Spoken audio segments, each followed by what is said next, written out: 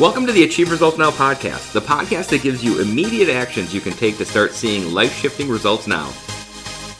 Hey everybody, welcome to the Achieve Results Now podcast. This is Mark Cardone. And Theron Feidt. I'm excited because people aren't listening to this on this day, but today's Earth Day when we're recording it. Yeah. And that sparked some really interesting ideas on how you can not only make the world better, but make your personal world and your life better. So I think we have some really good things to talk about today. And I think your point that you said, it starts with us. It's our attitude. If we want to really make an impact in this world, we have to start in our own little world, what's around us, our family, our friends, and then we can expand from there. Yeah, and as you know, I remember a long time ago. I think when I first started teaching with you, we'd see a piece of paper on the floor, and I remember the general thought and concept of, well, I don't have to pick that up. Like that's not something I'm here to do, right? Not Yeah, my I'm here job. to Like people teach. say that I'm here Right. to teach karate. I'm not here to like clean, right? And Right. I remember thinking about that, and then we had a long conversation. We talked about ownership mentality Yep. and how if you want to create a better world and create a better life, part of it is doing things that not only maybe you don't want to do in the moment, but also things that Yeah. aren't your responsibility. Yeah. Because if things don't get done, they pile up and they create stress and they create all kinds of problems. So I think this is something really cool. That ownership mentality and talking about that today is really going to help a lot of people. Well, it's helpful to you because it builds on your character. I think it's a character thing, an attitudinal thing. Yeah. But also it sets the example for others to follow. So I Mhm. mean, one of the things we should be doing in life is setting great examples for others. And so if we're a parent, that's should be one of our number one jobs, other than keeping the kid alive, is to so number one is keeping the kid alive, and number two is setting a proper example so they turn into a great human being, Yeah. right? And you can tell them all you want, you can teach them all you want, but if you're not leading by example, they're going to see it. Yeah. If you tell them don't smoke, but you smoke, they're probably gonna do that. 100%. And I think, it's interesting, especially right now, because you see this, almost stigma of people telling you, well, don't do more than what you're paid for, because Oh if yeah, like if the yeah, company wants you to do a thing, right, they should pay you to do the thing, right? right, And this is not about, taking advantage of people or being yeah, taken advantage of or things like that. But I do think, as an employer, especially, there's people who go above and beyond, like yeah, even, and it's things I'm not asking it, but it's people who they just go that extra mile. They yeah, take that ownership in their job. And those are the people who naturally you want to promote, naturally you want to give yeah, opportunity to. And where I think where I think that limit mindset gets dangerous is because then people carry that over into their relationships right, and they start to say, well, like, my role in the house is to do X, Y, and Z. yeah, My spouse's role is to do A, B, and C, and if A doesn't get done, but I did my things, now I'm blaming the other person for not right, holding up their part of the deal, right, and I think keeping that score can be really dangerous yeah, in our personal results, our relationships, and all of that. yeah, for sure. And I think also that mindset is pervasive through that, and then you have to really make sure that, like I said before, you're setting the example, but also it's for you. It's to build your own character and your own self-esteem. I think it does make you feel better when you're trying your best and you're giving your best. And advice for people that are like, well, you know what, my job or my boss or my company, they don't reward that. I would say then you need to find a different company. Yeah. As hard as that is, you should have the mindset of doing more and really striving for more. And if you're not recognized or you're taken advantage of, then you have to go elsewhere. You by you saying, well, because I'm taken advantage of, I'm not going to do it anymore. You think you're hurting the company. You're actually, and you may, but you actually are hurting yourself in the long Yeah. run. Because if you do, let's say you get fired or you get laid off for no fault of your own, even. Well, now are the best companies going to pick you out first? Hmm. Probably not, because you have this attitude of, I'm only going to do what I'm paid to do. Yeah. So again, ultimately, it's hurting you. Yeah. And it's funny. I mean, I think, doing things well, and taking care of other people is something we all strive to do, and when I think of this topic and, I like to think of like when my kids lose their shoes, like and when I say lose their shoes, I mean like, that 6 o'clock in the morning, we're getting ready for Yeah, school yeah, and it's, oh, I can't find my shoes. And it's like, well, did you look for them? And, they have one or two places that they look, and that's their prescribed, right? Like they're not in the right. shoe area of the house. They're not where I was last took them off, but they lack that ability to go above and beyond and to maybe look, in two or three different places, and we see that in the workplace too, where it's, well, I did the thing that you told me to Yeah. do, you know, but if they just went a little bit outside of that, they would go from a good employee to a stellar employee, to somebody who's exceptional. So I think this is a great topic, and I really like this. And in defense of your daughters with shoes, if and I know you have animals, so if you have a Hmm. dog that likes to take the shoes in other places where my dog does not, but my daughter's dog when he comes over does. And Hmm. so where I always put my shoes in the same spot every time so I know where they are. Well, when he's over, who knows? And they're probably both not in the same spot. So in their defense, maybe it's that It's possibly. probably that, or Okay. I hide them just for Or you fun. hide them. I Well, hide there's them that just for too. fun. All So right, well, anyways, let's get into our action steps. So this podcast is really about how to make that ownership mentality part of your life, how yeah. to go the extra step to help others. Action step one is pick up a piece of trash every day. Hmm. And I mean, I think, like I said, we're doing this on Earth Day. This can be, literal, this can be figurative, but really, like if you're walking around your house and you have clutter, pick up a thing. You don't have to clean the entire basement, but grab one or two things a day. It helps you build that momentum. It helps you build that, kind of process where you're building the habit of doing Hmm. it. So I think just, think small terms. One small step leads to big results when it's compounded. Yeah, and it could be something simple too. When you get out of your vehicle, take your coffee cup, take what you ate, take it out, so that way you don't have to spend an hour, every 2 weeks cleaning out your car because it's already clean. Every time you leave, you pick up what you brought in. Yeah. Now, sometimes that's not possible. Your hands are full and you can't go back, and every once in a while. But I mean, this is a habit that I developed early on to make sure, and I'm still working on with my kids that. And my son was just in my car the other day, and he started to get out without his water bottle. I'm like, now the kid is 20, but I'm still going to teach him. Right. I'm still gonna reinforce he's still my child. And even though he's an adult, I'm still going to call him out. And maybe if you were in my car and you did the same thing, I'd probably do that to you as well, or I Hmm. just grab it myself. You know what I Yeah. mean? But I think there's nothing wrong with that because it's just reinforcing this concept of action one, whether it's cleaning out your car every time, or like you said, picking up trash that you see on the ground. It's funny. So I used to have this problem with mail, like paper mail, because, Yeah. like I would, when I was younger, I would really like look at mail once a week because I just got Mhm. four things, a week. Yeah. But as I got older and as I got my business and all the other things, like that started to mount, and that weekly pile used Yeah. to get Hmm. overwhelming, and then it would turn into a 2 week pile, and then it would, Yeah. so when I started, just actually I was using the Darren Hardy Touch it weekly once. weekly, I can never say weekly rhythm register. I can never say Okay. it. Yeah. And then I would just start grabbing out of the mailbox every day and doing it, and then there was no Yep. pile. And Right. it was one of those little shifts where Hmm. it was only one or two pieces a day, but Yep. if I waited the whole week, like just like the car example, right?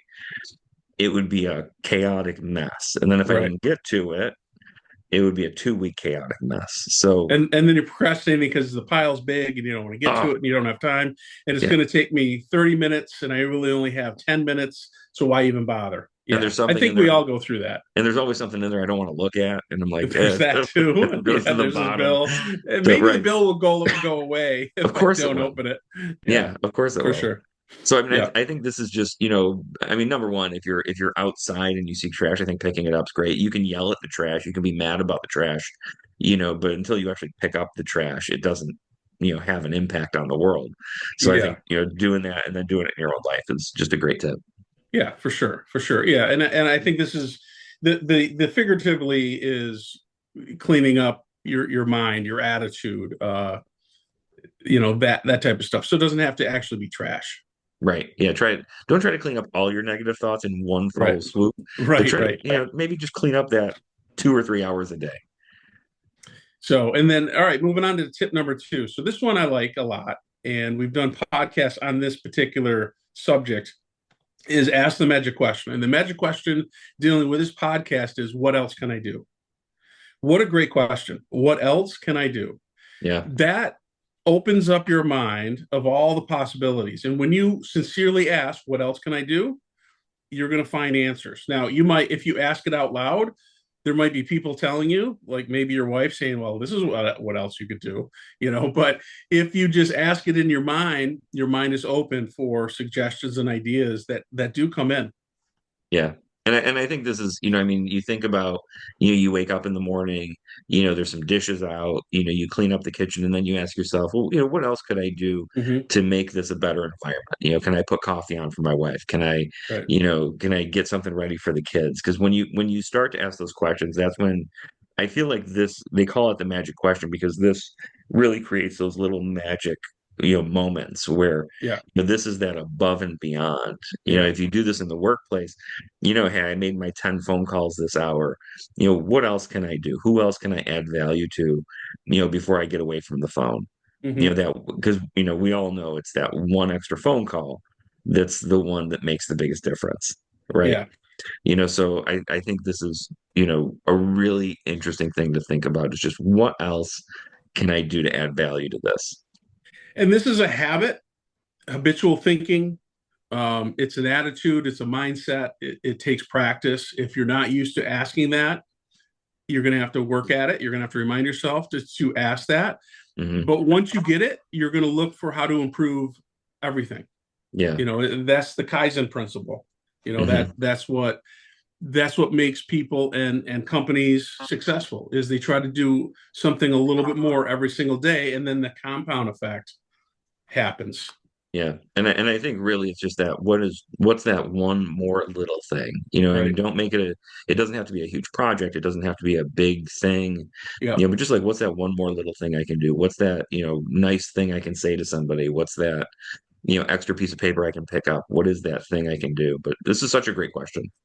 Yeah. And getting back to, if you're an employee, having this attitude of what else can I do, Yeah. it's amazing. I was talking to my daughter over the weekend, and asking her how her job is and all of that. And she was saying how some of her workers don't really work. Some of them are on their phone a lot because she and I was asking, so what do you do? Well, I don't get on my phone. So I was proud to hear that. And she goes, and I look for things to do. And if I can't find something to do, I ask. And I'm like, good. Yeah. So who is going to be the first one let go? Not her. Right. You know what I mean? She's probably Yeah. going to be the last one. If there's layoffs, she's hopefully going to be the last one to be let go because she's the one that does the extra. And I was Yeah. proud to hear that because she's young, and you hear about these young kids in their 20s that they're lazy, they're this or that. But that's in all generations. Hmm. Are there more in this generation? I don't know.